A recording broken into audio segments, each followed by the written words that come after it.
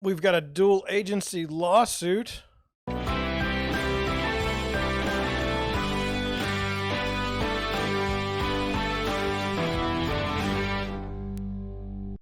Good afternoon.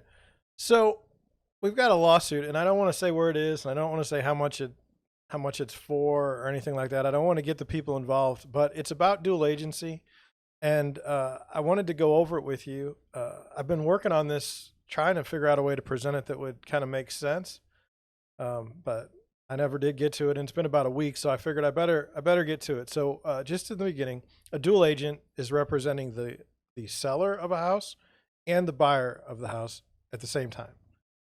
Some people say it can't be done. It's terribly bad for both parties. I've done it in the past. I'm biased. I think that it's fine as long as you know what you're doing and you act in a professional way, in an ethical manner. I think it's fine. But I'm just putting my biases up front that I have done this. So what I'm going to do is try and take you through the way this shook out, and then give you some thoughts, and then we'll go from there. So here's how we're going to do it. Okay, so here's the story. A listing agent lists a house for sale, and let's just say it's a $3 million house, okay? The listing agent is representing the seller and the buyer as a dual agent, okay? That's who ends up winning. The buyer that's not represented by the dual agent loses out on the sale, okay? The losing buyer made an offer with an escalation clause to, let's say, $4 million. The losing buyer finds out that an offer was accepted for less than $4 million. So that's strange, he thinks. The losing buyer then drives to the house to talk to the seller and tries to offer more money to buy the house than the winning buyer. Losing buyer alleges that the seller was not presented key facts of their offer and that only the winning offer was presented in writing, which would be bad.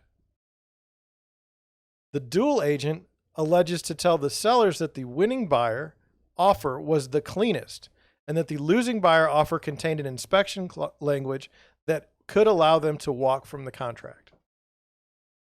The losing buyer's agent says that she told the listing agent the inspection clause could be waived if the seller required before the losing buyer talked to the sellers. Now, this is a big deal. This would seemingly indicate that there could have been a cleaner offer presented. Buyer should have waived the inspection to compete in writing. None of this talking. So say somebody sends me an offer, okay?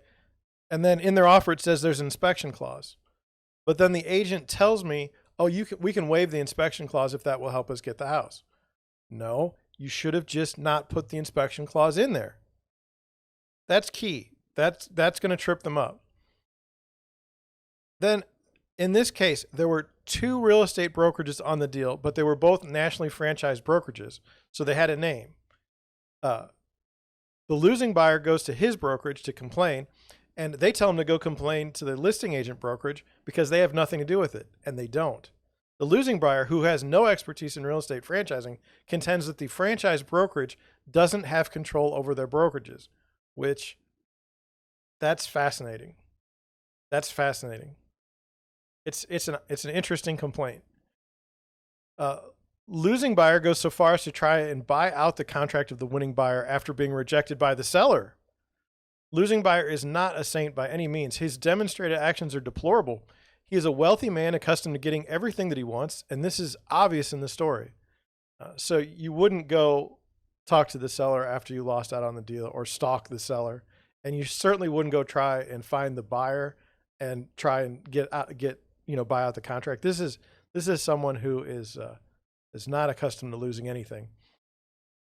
Even after all of this, the listing agent tells the losing buyer that there's another property for sale near where the current house sold. The losing buyer would have to pay for commissions, and that is where the math gets funny. Somehow the losing buyer is claiming that the commissions he paid added up to something like $300,000 more than the asking price of the house, which makes no sense. It would be both sides of the commission. So I'm still trying to figure out how that happened. Why is he adding? Normally the seller pays the commission. Okay, why is he adding both sides of the commission to the sale price of his house. Doesn't make any sense. Then the losing buyer then sues the listing agent, who's acting as the dual agent, which includes the difference between what he would have paid at the house the losing buyer didn't get and the one he did. So this guy's saying, I didn't get this house, I bought this house, and the difference between the two is what you owe me, listing agent, because you acted incorrectly. The losing buyer alleges that the listing agent, as a dual agent, conspired to keep him from acquiring the original house and that the sellers were manipulated out of a lot of money. And he says $30,000. So there's a lot to unpack here. Basically, if I can short it really short, there's a house for sale. Listing agent brings a buyer. They end up getting the house. Another buyer came forward at the same time and had an offer that was seemingly less perfect than this offer that won. The losing buyer, loses his stuff and now goes around and starts acting what I would say is petulant. That's the way it looks from the outside. Now, we don't know. The court will determine what the facts are. But here's some of the thoughts that I had. One, the listing agent can't talk because he's being sued. So even in the allegations, the act of telling the losing buyer that there's another house available could be seen as a conciliatory gesture by some. Vicious money grab by others if he happened to be the listing agent on that house, ultimately purchased by the losing buyer as well.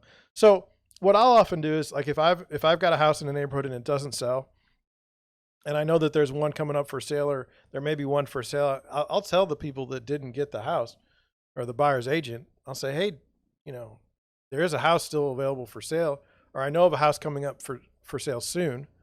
That's trying to be a professional. Now, some people would say, well, if you're listing that house, you're just trying to get the money for that one too.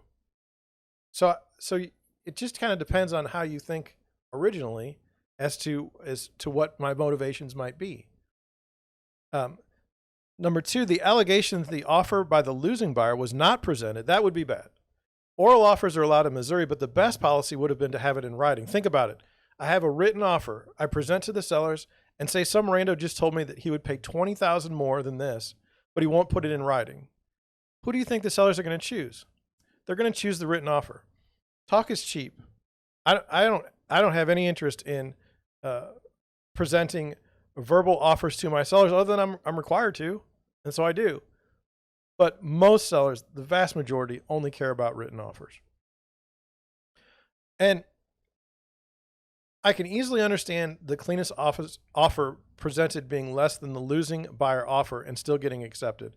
As a quick example, say someone offers $100,000 for a house with an inspection clause subject to financing. Say someone else offers $95,000 for the same house, no inspection clause, and in cash. Which offer is best? It's the $95,000. Why? The inspection clause might mean a drawn-out negotiation for repairs that will end up amounting for more than $5,000, and the house may not appraise, which could lower the price as well. Lastly, the house is going to go back on the market, and that could hurt the eventual selling price, so best to take a little less to get the deal done. That's just an example. Your situation is going to be different, and it depends on all kinds of factors. But I'm just saying there are times when a seller will take less than other offers because of the conditions within the offer. How did the losing buyer find out that they took less than his offer before the deal closed and in time for him to go to the seller to complain? That would be confidential information not to be disclosed by the listing agent, which is the dual agent. And this is suspicious. I'm required to keep my mouth shut while a house is under contract with regards to accepted offers, precisely because the house might go back on the market and it would be detrimental to my sellers. So how did the buyer, the losing buyer, get the wind of the fact that his offer, even though he offered more, didn't get accepted? That's weird. The allegation by the losing buyer that the seller was not adequately informed about their offer, that's a certain type of personality. They believe they can get whatever they want as long as they educate whoever has what they want. They would easily believe that they were wronged, and it's obvious because the other party wasn't informed. The argument is, if they were only educated about how great my offer was, they would have accepted it, because that's the way they honestly think. They honestly think that if they didn't get their way, it was simply a misunderstanding. The problem with this is that the losing buyer agent could have included an offer with no inspection clause, which they didn't, and the seller took a different offer. If the inspection clause could have been waived, it should have been waived. The losing buyer somehow finds out who is the winning buyer and contacts them to buy them out. This is totally wild. Who gave the buyer that info? Another thing is, what are the sellers suing for? Do they sincerely feel they were duped by their agent? If so, why? They should have a copy of all the relevant documents. Their lawsuit is the strange part of this and does not help the listing agent, dual agent in any way. So that's the part that's weird, is the sellers are suing. And I don't understand that particular part unless the listing agent really did run afoul of some rules or some law. And, you know, like I said, I'm sure that I'm biased. As a real estate broker, as a real estate agent, I'm sure of it. I've done a number of dual transaction deals, and I've made offers on properties where my offer hasn't been accepted for one reason or another when we clearly felt we had the best offer. You'll often see a disclaimer in a listing that says something like, seller has the right to accept any offer at any time. I don't think this is necessary because that's just the truth. I mean, a seller can accept any offer they want to. There's no requirement that they take the highest offer. They need to take the best offer for them. And this leads me into the ban on buyer love letters. Some buyers' heartstrings may be pulled by a buyer love letter. Losing out on a deal due to the buyer love letter can happen. That's precisely why it should not be banned. If you can come up with a way to get the house for less on the buyer side, and it happens to be a buyer love letter, take it. That's why I have such a difficult time with this law in Oregon. The idea that this is somehow racist or something like that, when in this day and age you can look up anyone on Facebook, it's ridiculous. It's ridiculous. And this is a perfect example of it. The buyer love letter, if this man who had written this offer that ended up losing the deal had written a love letter, perhaps he would have gotten the property. It's possible.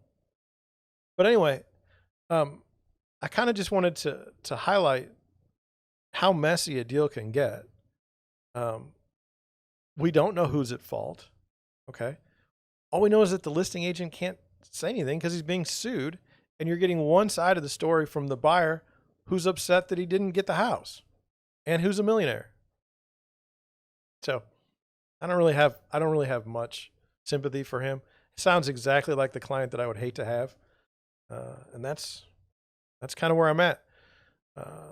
Thank you for watching. Thank you for listening, and I'll catch you on the next one.